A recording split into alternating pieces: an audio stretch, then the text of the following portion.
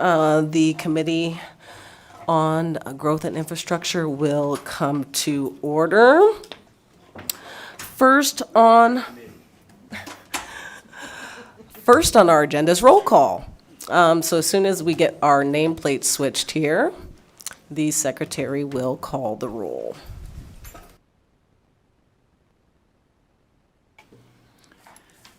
Senator Hammond? Here. Senator Hansen? Here. Senator Pizzina? Present. Senator Spearman? Here. Chair Harris? Here.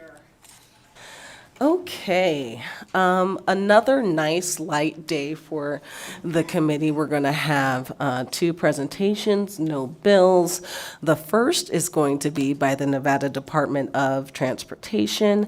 We have Ms. Larkin, who is the director, and she's joined by, her colleague, Mr. Schilling. Oh, Cole Morstan. None of them are here. Yeah, go. Well, we have a mixed sort. For the record, Tracy Larkin Thomason, Director of NDOT. To my left is Darren Tedford, who's standing in for Cole, who was expected. But Darren is the Deputy Director for Nevada DOT. And the audience, should there be any questions, I have Felicia Denny who manages our finances. She's got the nitty-gritty details. Okay, thank you for that. Welcome, everybody. We're happy to have you. At this point, I'll just turn it on over to you to go ahead and show us what you got. It's a little intimidating. Oh, no. Just teasing. Again, for the record, Tracy Larkin Thomason, Director for NDOT. Today we're going to give you a little bit of an overview of who we are. I know most of you are familiar, and we have met separately for many of you. So who we are, basically, Nevada DOT provides, operates, and preserves a transportation system to enhance quality of life, safety, and economic development. And that includes both infrastructure and services. I want to emphasize it's more than just building a roadway. For a quick breakdown of the department, we have a little under 1,900 full-time employees. Then we add usually another 240 to 300 of temporary and seasonal ones. We will talk a little bit later about one of our challenges is the vacancy rate. So we do have about a 26% vacancy rate, more particularly in the field personnel. Our major divisions, I have 3 deputy directors that over 3 different separate areas: administration, planning, and communications. The second one, project delivery and engineering, and then operations and maintenance. In the district, we have 3 districts. Most of you are familiar with it. It shows up there. District 1 is basically Las Vegas area. It goes up to Tonopah. It's pretty much the bottom third of the state in the yellow.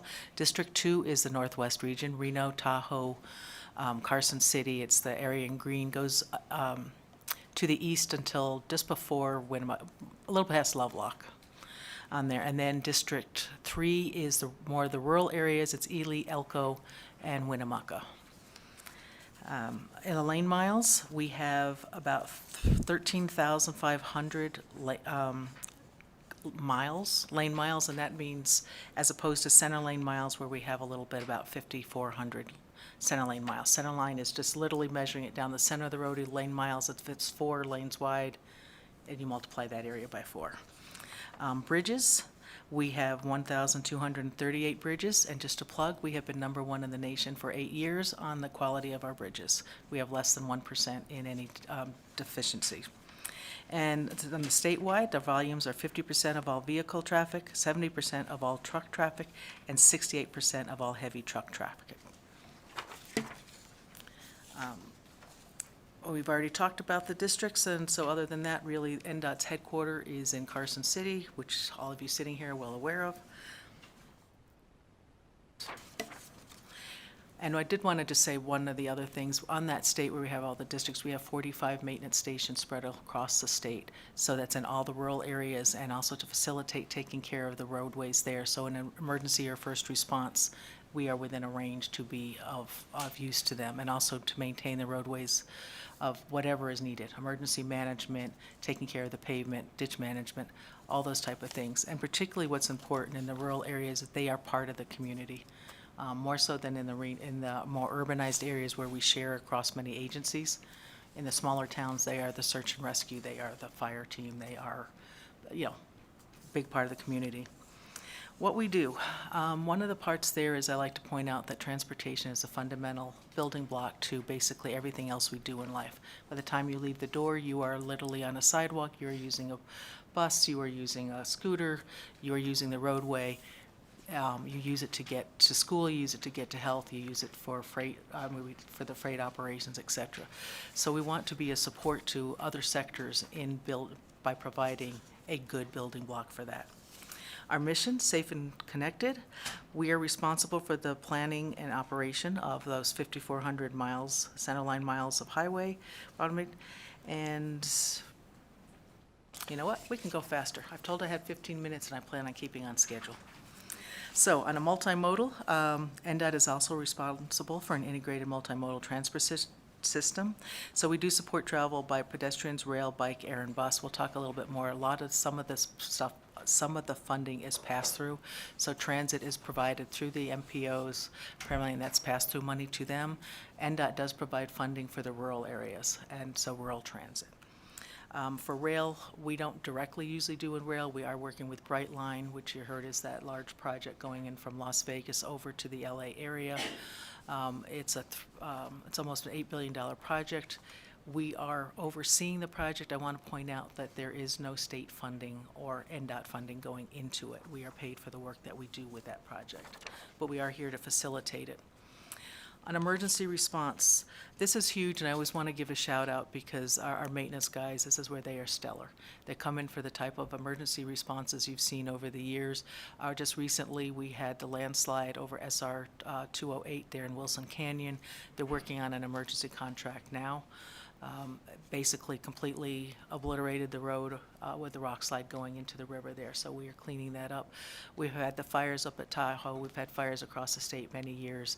They're the first ones up there. We share our maintenance stations there for first responders as a staging area and also where they fuel up many times on there.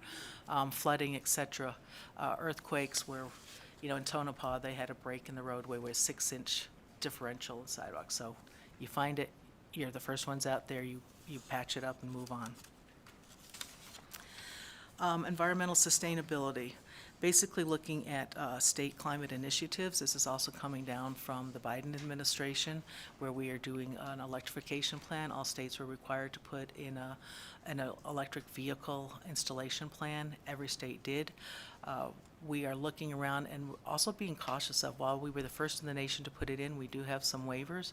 Nevada is a very rural area in somewhere where there is no, the requirement was to have a EV station every 50 miles. That's not real in Nevada. It's not real for many reasons. We have to look at the grid and the support of the energy available. We also want to make sure of the safety of the end user, the person who is actually going to be stopping there to fill up or wait on the charging station. Many of us are not going to want to sit on the side of the road of I-80 for an hour while we're waiting for our car to charge up. Next slide. Just because it's the rainbow over transportation, it's not. So, like I said before, the work we do is foundational, and I do like to highlight, I've been in this business now for going on over, well, getting closer to 40, but I'll stick with 35. I love it, and just where we are, it's an incredible time to see the possibilities. And particularly now, I think there's more opportunity than ever to work across sectors and work with our partners in energy and health, our law responders and stuff, to actually see how we can work together maybe on digital infrastructure, exchange of data and stuff to be better for everybody. In the next one, we're going to talk about transportation funding.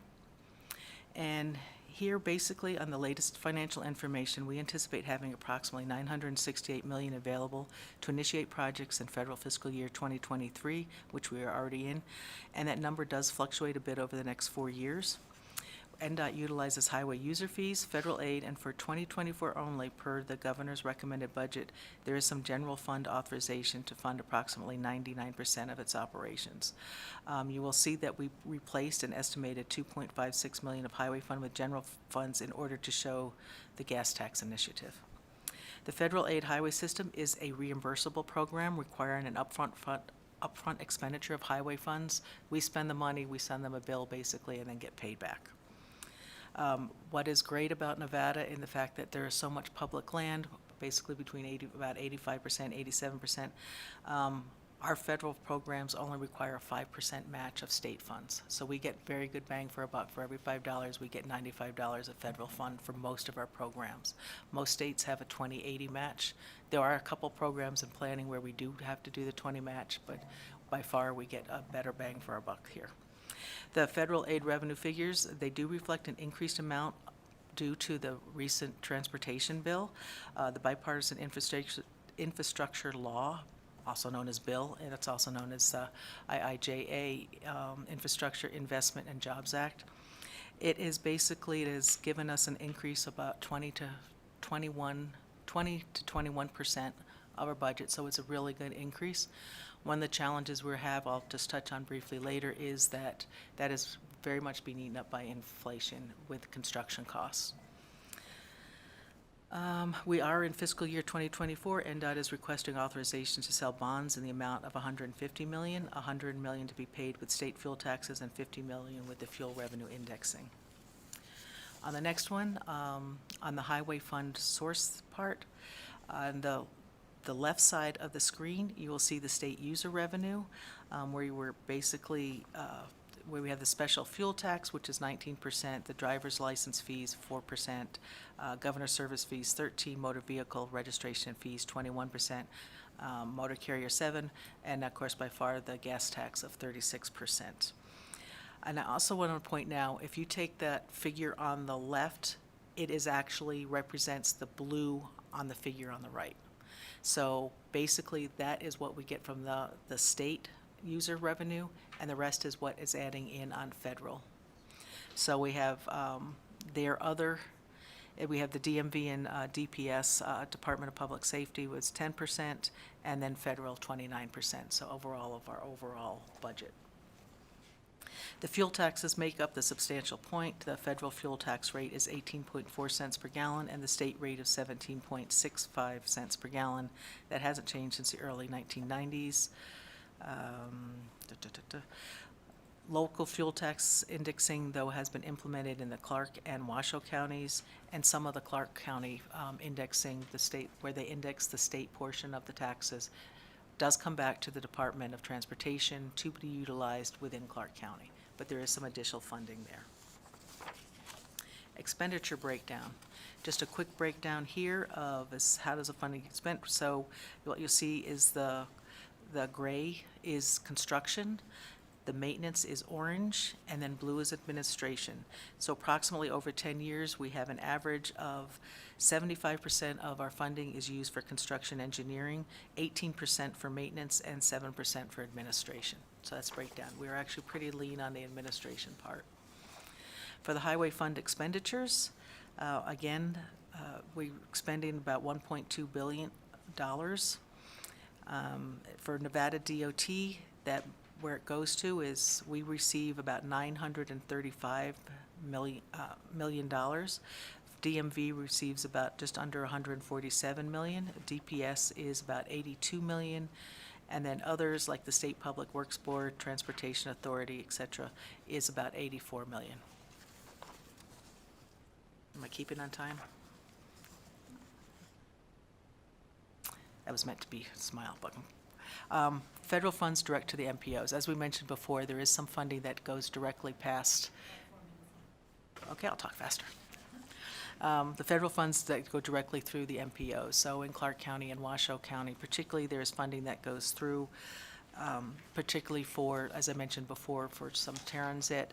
There's some funding that is directly to them because of the size of their area that's specific, and also we do pass through the CMAQ funds, which is congestion mitigation and air quality funds. Maximizing the federal funds, basically what we said before, there is a 21% increase. We have the obligation, so the bill gave us the extra 20%, as we mentioned, construction is has eaten that up, but we also want to point out that we have, over the last 5 years, recouped $208 million through a really fantastic financial management team and the fact that other states left money on the table for their obligation authority. So in August, when other states haven't used their funding, we are allowed to request additional funding to obligate. And like I said, we've been very successful at it, one of the most successful in the nation at that. Also pointing out on the next one is that we are not competing with general funds. Constitutionally, we have the highway funds, and they're protected and they're dedicated specifically for construction, maintenance, repair of public highways of the state. How we prioritize. We plan. We have a One Nevada plan. Any questions on that, I'd be happy to answer later, but we basically go through a prioritization and harmonization. We have 6 criteria: connecting communities, enhancing safety, preserving infrastructure, optimizing mobility, enhancing economics, and putting on facilities. And then very quickly, the major projects listed on the next one. I'm not going to read them, but it does list out there if you want to look at them later, what's in southern Nevada, what's in the rural and northern Nevada.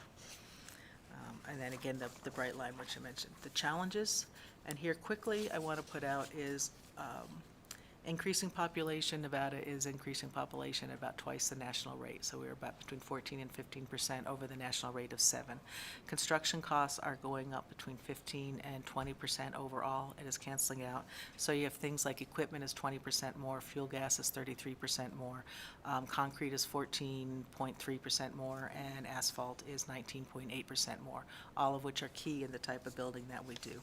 The vehicle miles travel is also there, and with the fact that there is more fuel-efficient vehicles, which you all heard, there's just less gas tax money coming in.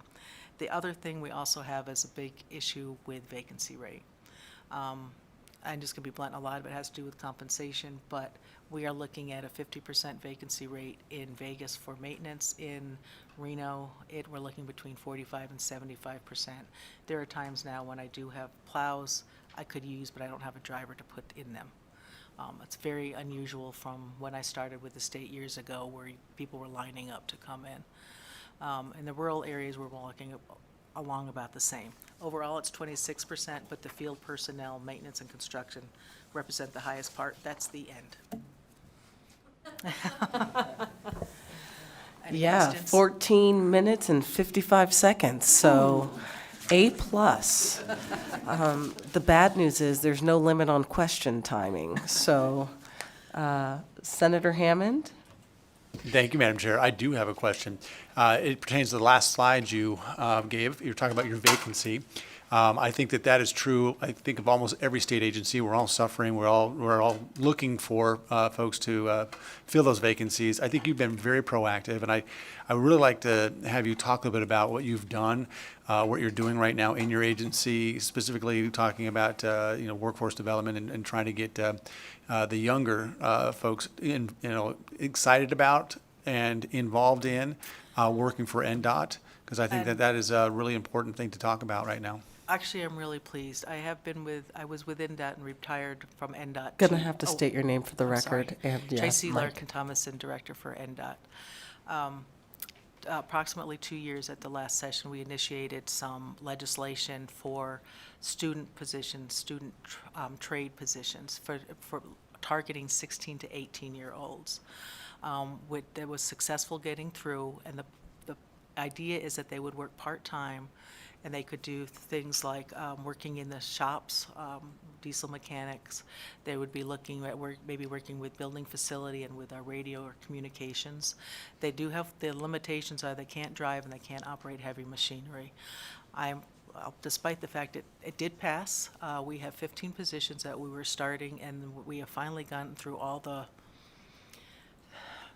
tape that goes with it after. So we have advertised in Tonopah for the first one, and then we have 5 in each district.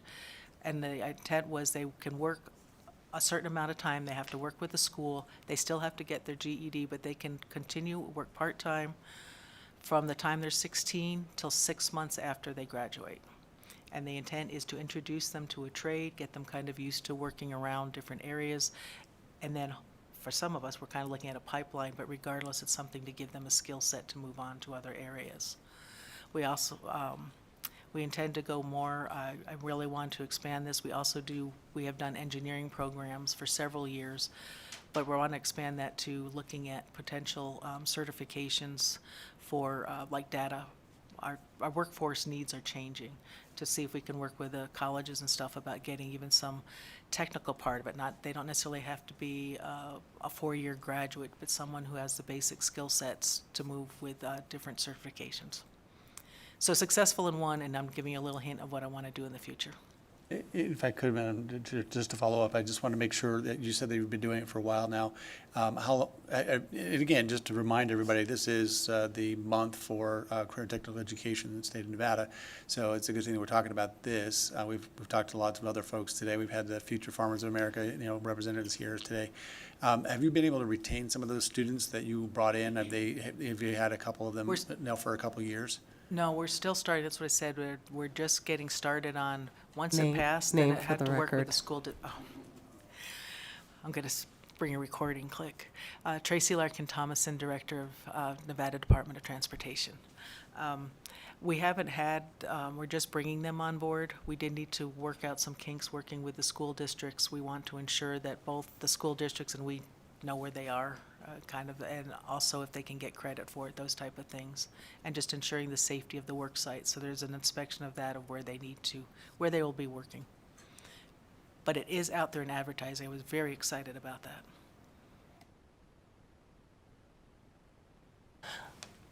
Senator Hansen.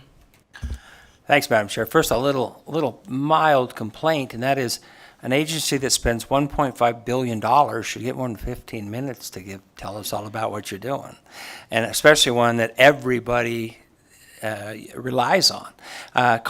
First, I'll compliment your maintenance stations. I spent a lot of time this last 2 winters actually up on the highway between Elko and Jarrett Canyon Mine, and then all the way up to Wild Horse. Man, your guys were right on it. That North Forks maintenance station is first class. You got all those piles of pre-treated dirts for the road and stuff. So I just want to throw out a little compliment on that. Question though, how do you guys? I drive by those places, and those are pretty isolated, lonely outposts out there. Are those considered part-time positions, or typically your maintenance stations, like you have one right outside of Austin? There's a lot of pretty isolated ones. Are those part-time or full-time, and how are they? I often drive by, and I don't see anybody there, so I'm kind of wondering how you guys, how that works. Tracy Larkin Thomason, Director for NDOT. There are 45 active maintenance stations. So we have larger maintenance stations in like Reno and Las Vegas, the multi. They are full-time. They either work nearby in very remote areas like Cold Springs when you go out on 50 and headed east. We do have housing at some of them. It's actually one of those we're looking at expanding some of the housing, or even particularly maybe even putting in some things for trailers because the price of housing has gone up. But no, they are full-time people. The people who work there live in the communities nearby, and they're part of the community. Yeah, well, that's part of my district. The one in Austin, for example, a little tiny town, that payroll is actually a substantially important part of the economy of those little tiny towns. But I just want to compliment you. I thought the maintenance people really have done in the area I was in anyway, first-class job. Now, did you replace Rudy? No, I replaced it, Christina Swallow. Okay, because I was talking today with Jeff Fontaine, who was in your position back in 2005 or something, and we were comparing notes on that. So I don't know if you had a chance to visit with Jeff, but it's quite interesting to see the changes and the dollar volumes we're talking about. Thank you, Madam Chair. No problem. For the record, everybody is getting 15 minutes, regardless of how large or small they are. Senator Pizzina. Thank you, Chair, and thank you for the presentation. I did have a question regarding the emergency response services. Is there any specific training for those that are providing those emergency responses? Yes, there is. Tracy Larkin Thomason. Yes. Oh, he's tapping me now. Director for the Nevada Department of Transportation. It's the Freeway Service Patrol that you'll see in both Northern Nevada and Southern Nevada. In Northern Nevada along I-80 and I-580, and Southern Nevada along 95 and I-15. The Freeway Service Patrol is training in, what's Mountain Alpha? CPR, hazmat, and other specific training. And that's so they can help if it's an emergency. They can do first aid on site. They also have basic training in just getting the car going. So yes, they're highly trained actually, and it's an incredible program. But I won't use up another 15 minutes going over it. I'm glad you guys are in a good mood. Senator Spearman. Thank you, Madam Chair. Welcome. Just a couple of questions here. One of the things that we are doing with respect to transportation is trying to coordinate the move to net zero. So everybody's talking about electrification, and I'd like to know something about hydrogen fuel cells and what does that look like in terms of, we're talking about electrifying the highway, but if we're going to do that, and there's $8 billion in the infrastructure bill for hydrogen, is there anything that you all are doing, to either get the money or have the money or something like that? That's part A. But the other part is that RTC South in Vegas and RTC in Reno both already have hydrogen fuel cell buses, and they've got a couple more on order. So how will you integrate that? Tracy Larkin Thomason, Director of NDOT. We have not done much with hydrogen fuel. We're still learning more about it. Definitely looking at it as a national freight network. I know that they really are looking at having a hydrogen network across all the states nationally because they need it. They need it in each state in order to have that network for the larger fleets, for Michelin and other ones. We have not incorporated hydrogen fuel in there. One is we've been redoing our fuel stations across the state. They're at maintenance stations. But in order to do that, we have to then start getting cars and our vehicles, changing that over. We have been gradually changing over to electric or hybrids for better energy conservation. But the hydrogen is not something. We have looked at E85 and also natural gas as things that we've looked at over the years. We have not used hydrogen yet. Part of it is just the size of the fleet to go. It's an expensive thing to put in for a few cars. But we started with one EV station, so. So the other question, it's a part of that as well. We already have a hydrogen fuel production company in Nevada.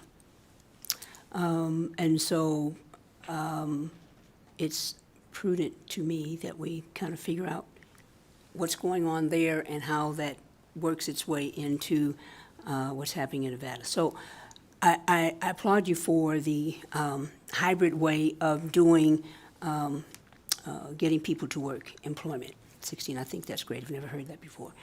But with the introduction of hydrogen fuel cells, there's also going to be a workforce development component. And so while you look at what does that mean in terms of integrating it into the fuel resources, is there any way to look at what that would mean in terms of workforce development?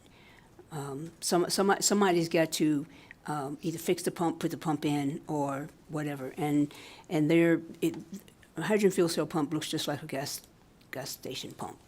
The only thing is different is the word hydrogen on the front. So have you looked at that at all? And here's the reason I'm asking, because I've got a bill for a task force, innovation and technology task force, because it seems that we are always behind the curve here in Nevada with respect to training people for the jobs of the future. No more typewriters. So we know that that's coming. Have you given any thought to what that would look like for workforce development? In the terms of workforce development, no, I have not. Tracy Larkin Thomason, Director, Nevada Department of Transportation. With specifically to the hydrogen fuel pumps, no, there has not been much in workforce development. We have been looking at things for the EVs and on there what we can do with our with people that we already have, also what kind of training they would need. A lot of what we're looking at there is actually turnkey, having other ones come in, but I agree there needs to be a workforce development on that, really across the board.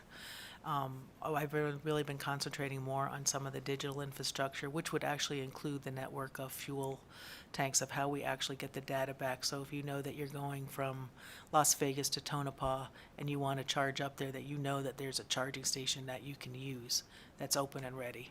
So I've been really looking at more concentrating on the foundational part of connectivity and how we can bring those different sectors together so that as we build it, we are addressing some of there. That's a little off part of what you're asking on the workforce development, but that is a key part of looking at the types of things that we can bring in a pipeline of people, no pun intended. Yeah, so the last couple of sessions, we've talked about VMT. And how do we recapture the revenue that's lost while we're promoting EVs? And hear me, I'm all for EVs.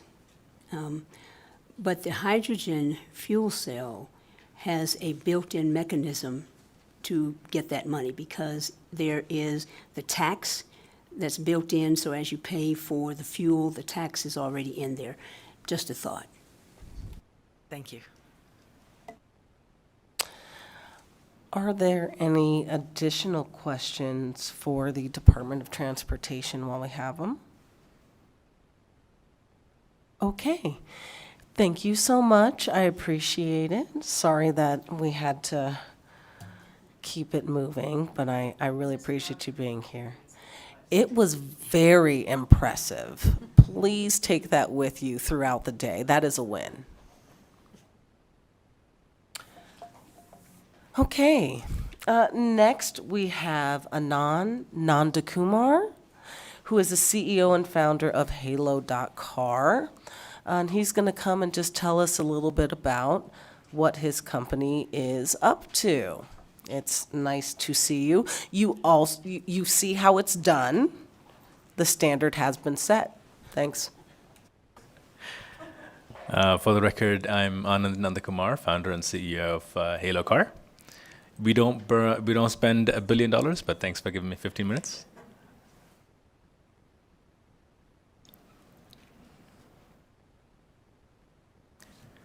All right, so Senators, thanks for having me here. I'm super proud to be in the state of Nevada. I started the company in San Francisco and moved here by myself with a backpack and a minivan.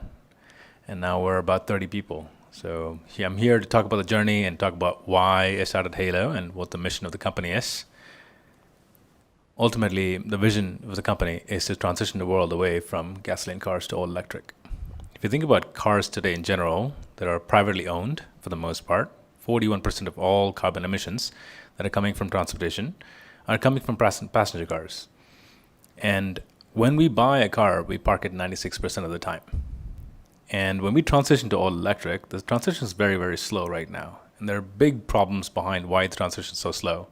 Number one is cost of EVs are very, very high. It's $40,000. Not everybody can afford it. Only a few percent of general population can afford a $40,000 car. And the second big problem is even if you're able to afford it, you need to retrofit your house with some form of charging infrastructure, which we simply cannot do if you rent a house or if you're part of a complex. It's just really difficult for the average population to do it. And because of these reasons, we're not having the whole population moving away from gasoline to electric. So that's the vision for Halo. That's why I started the company, to rapidly transition this into a all-electric cars for the entire world. What if a car just arrives to you with a push of a button? That's the idea behind Halo. And the way it works is our customers take our app and push a button, request a car, and we will remotely drive an all-electric vehicle with nobody inside for the car to be delivered to the customer. Once the car is delivered, they hop into the driver's seat, they drive it how much ever they want. When they're done, they simply just leave the car on the road, and we'll remotely drive the car to the next customer almost instantly. So think of it as a Uber meets Zipcar, right? That's kind of the idea behind what Halo is.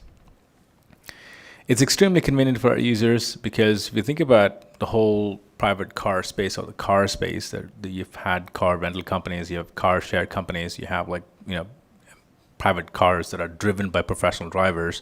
But Halo kind of sits right in the middle of a car share and a Uber or a rideshare service, making it very convenient and affordable, at the same time accessible for a lot of people.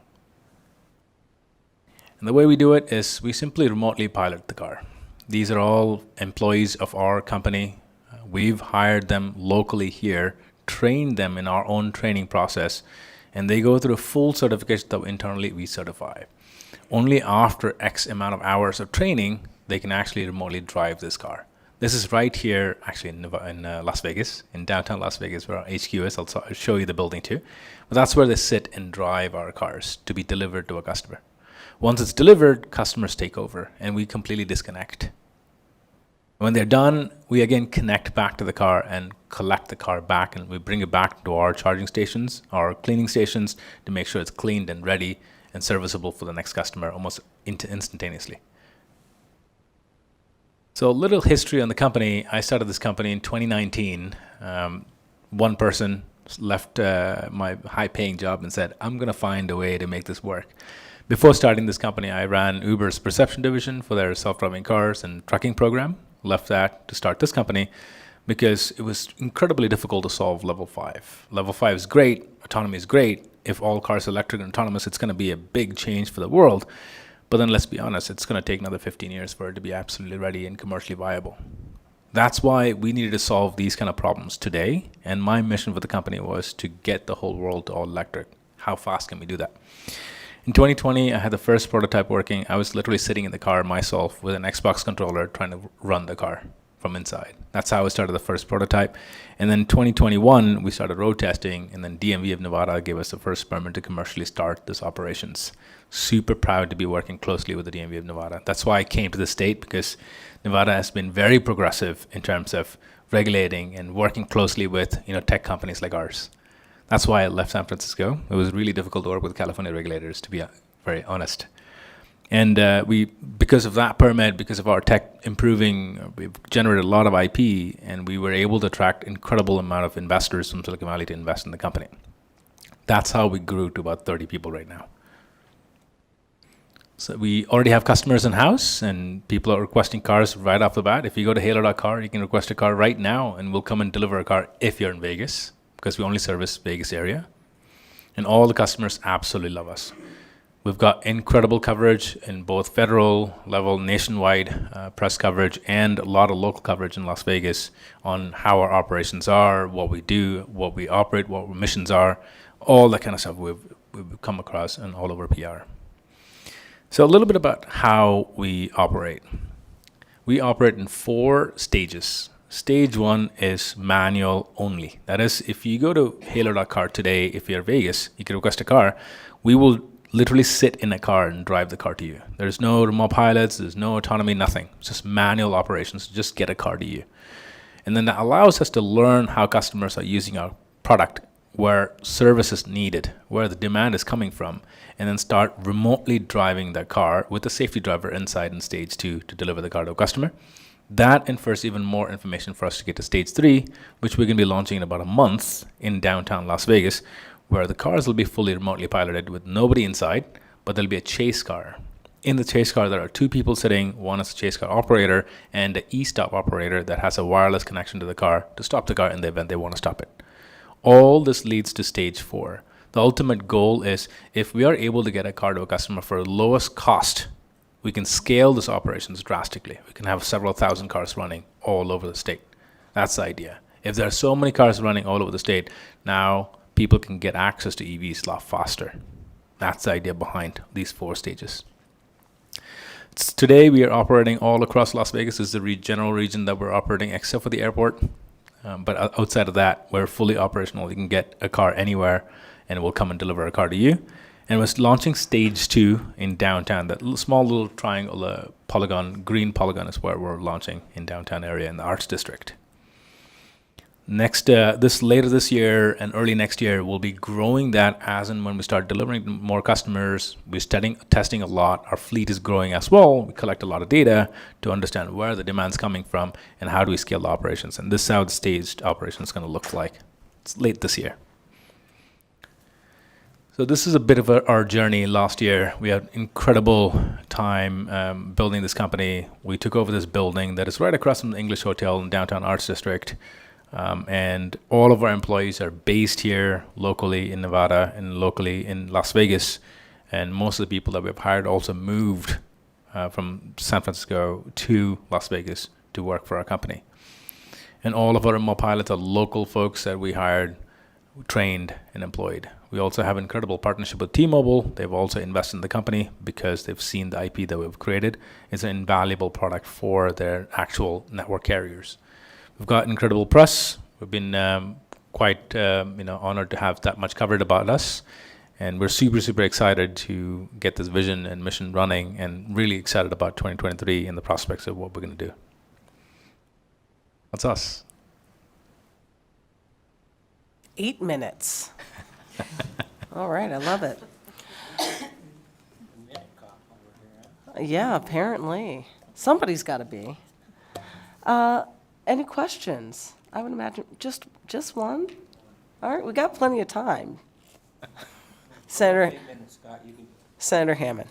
Thank you, Madam Chair. Great presentation. I love this. And you're right. We have been looking at this since I've been in the legislature. 2011, we passed that bill that really allowed them to experiment a little bit more on driverless cars and the licensing and all that stuff. The question I have is, as you vision this going out there, so now you got a car driving around the streets. Let's just say that there is an incident, there's a crash. Police officer shows up, opens the door, there's nobody there. How does that, walk me through that? What have they already come up with as a scenario? How does that work? Now, who does this police officer talk to? Is there somebody right then and there? What about the person who is involved in the incident? Now there's just that person and there's a car with nobody in it. How do you see yourself talking or getting people ready for that? Yeah, for the record, Anand Nandakumar, founder and CEO of Halo. So there are multiple questions here. Let me try to unpack them. The first one is, before we start operations, the rule in our company, or the culture of the company, is to be very forward. That is, share our vision and the operational procedure with law enforcement ahead of time. We also share the zone at which we're operating, so law enforcement knows how to handle a car if they pull over a car. That's number one. So number two is, every car has bidirectional audio. That is, if they pull over a car for any reason, they open the door, they can talk to a live agent. It's not a AI that's running the car. It's a live agent that's behind the wheel. So it's just like a human being that's right behind. They can talk to them live. And number three is, all of our fleet is fully insured, end to end.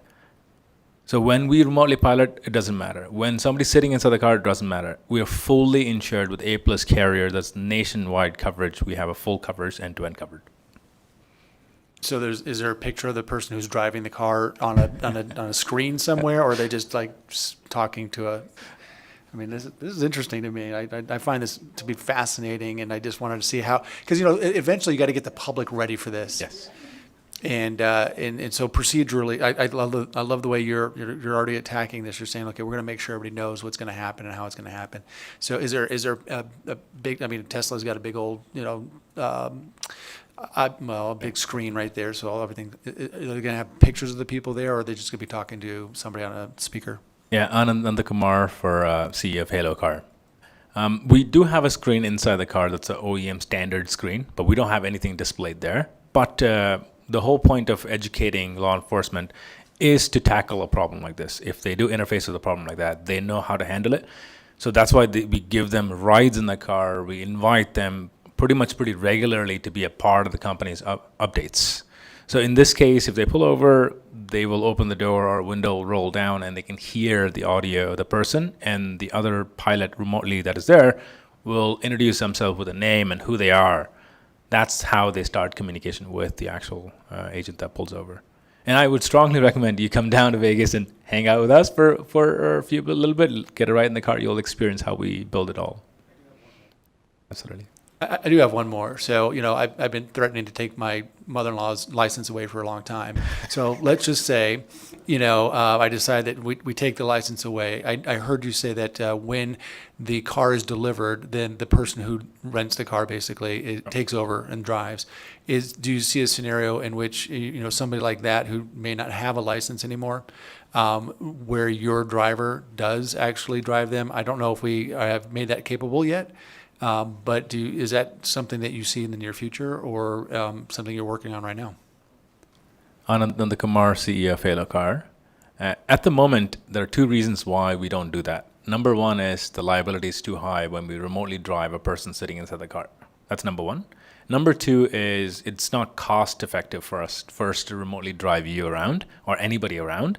It's not a very profitable venture. That's why we've not explored that. But there is a path that I see where autonomy could come in and bridge this role. The reason why Halo exists today is to bridge not only the gap between where the cars are today and where autonomous cars needs to be in the future, but also bridging the trust gap. There's a huge generation of people right now that say they will not get into a fully autonomous car because they simply have never seen it before. We've only seen a human sitting inside the car and driving it. So think of this as first step is to coexist. Driverless cars need to coexist so people can actually see it. And second step is when the car comes to you, you're controlling it. You're not letting go of control. That's how you build trust factor on top of it. And one day what will happen is the car is driving so much, it's learning so much from regular people driving the car constantly that at certain segments the car has done it 100,000 times. And those routes, the car will say, I could just do it myself. Would you like me to do it for you? Would you like me to drive you around? That is the evolution of how automation will come into play, and that's how we plan to implement automation. Yeah. Senator Pacina. Thank you, Chair, and thank you so much. It really is very fascinating. My question was, when the car is being remote piloted, is that reliant on Wi-Fi? How are they connected? Yeah, Anand Nandakumar, founder and CEO of Halo Car. So each car has all three networks, AT&T, T-Mobile, and Verizon. So by default, the car operates on LTE. It uses all three networks simultaneously. That's the biggest patent that we've filed. It took us 3 years to unlock this patent. So that's a base of how the car gets perpetual unbreakable connection. And then there's a very sophisticated machine learning model that runs in the car that routes every packet in a very unique way to get the best possible strong network as a primary network. And there's a secondary network that replicates it to make it very redundant, reliable. That's how we operate the cars today. There's no way we can give Wi-Fi for a very longer coverage, but LTE think of LTE as a stronger Wi-Fi that's already there. One of the biggest research that we're working with T-Mobile on is how do we drive these cars on 5G? Because 5G becomes very, very important and very interesting technology for us is it drops the latency down when we push a data packet into the 5G network. That becomes very, very critical for us because latency is extremely important. We need to keep driving the latency down as much as possible so when our remote pilots are driving the car, they feel like they're actually driving the car from inside out. Senator Hansen. Thanks, Madam Chair. Well, my first thought was, man, I remember in the taxi cab authority, I was all worried about Uber. You know, this is a whole new level now. The technology is absolutely fascinating. I guess the concern I have is, I know Musk has been working on something similar, and every time one of his driverless vehicles has a wreck, it makes national news and stuff like that. With Halo, is Las Vegas literally the testing ground to start? And are there similar technologies in other cities or nations even? I mean, are you literally the cutting edge on all this in Las Vegas, Nevada? Yeah, Anand Nandakumar, founder and CEO of Halo Car. And to be very honest, we're the first ever to launch a remotely driven car on public roads with actual paying customers. The first in the world. And Las Vegas is the first chapter for us. That's the first city that I personally moved to after talking to city officials in first month of January 2021. And they were just so aligned with my vision and what I would love to do that they were just, how do we make this work? That's why I moved to Nevada and moved to Las Vegas first. So to answer your question, it's the first city that we're starting with. I wouldn't even call it testing because we're commercializing right now. Right? We've been testing for 2 years straight. The company was founded 4 years ago, and the technology that we've been building has been gotten to a point where it's mature enough for us to get to a very small predictable zone that we've been testing for so long and launch it with actual customers, be extremely practical and pragmatic about it, and then start scaling the operations.